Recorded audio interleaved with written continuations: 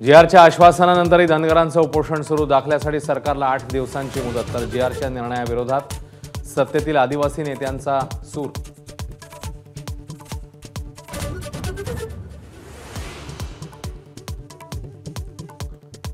मनोज जरांगेंचं मध्यरात्रीपासून 6व्यांदा आमरण उपोषण. यंदा शेवटची संधी म्हणत फडणवीसांना इशारा. तर भुजबळांवरही साधला निशाणा.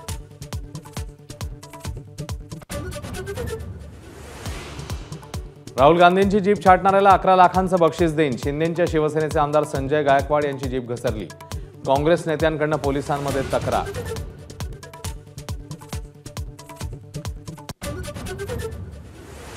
शरद पवारांमुळे राज्याला जातीयवादाचा कॅन्सर. पडळकरांची पातळी सोडून टीका. तर शिंदेंच्या संजय शिरसाटांकडून ठाकरेंच्या सेनेसाठी अपशब्द. मवियाकडून दोघांचाही समाचार. दिवाळीनंतर महाराष्ट्रामध्ये 2 टप्प्यात विधानसभेचा बार. अनौपचारिक गप्पांदरम्यान मुख्यमंत्र्यांची माहिती. तर महापालिका निवडणुका कधी? ठाकरेंच्या सेनेचा सवाल.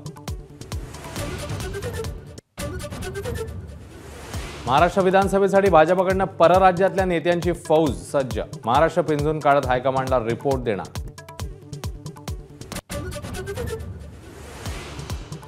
कोकणात विधानसभा निवडणुकीतही महायुतीत वादंग होण्याची शक्यता. नव्या एमआयडीसीच्या घोषणेवरून भाजपचे माजी आमदार बाळ माने यांचे उदय सामंत यांच्यावर गंभीर आरोप.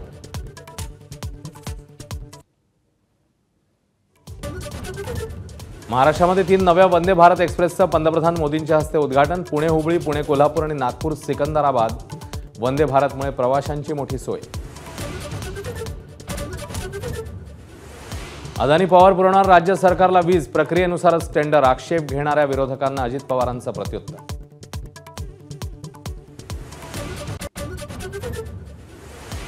निर्यात शुल्कात कपात करूनही कांद्याचा वांदा कायम. जेएनपीटीच्या सिस्टीममध्ये बदल न झाल्यानं शेकडो ट्रक कांद्याची निर्यात रखडली.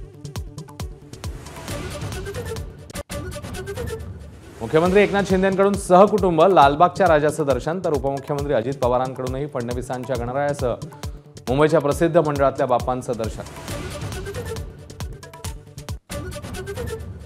गणपती विसर्जनासाठी मुंबईतल्या चौपाट्यांवर यंत्रणा सज्ज. पुणे, नाशिकसह प्रमुख शहरांमध्ये कृत्रिम तलावांची सोय.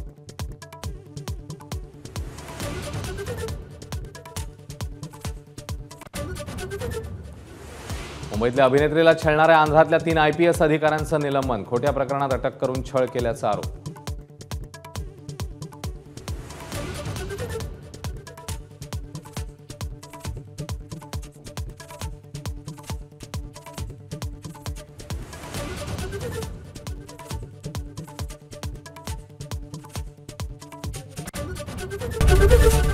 एबीपी माझा, उघडा डोळे बघा नीट.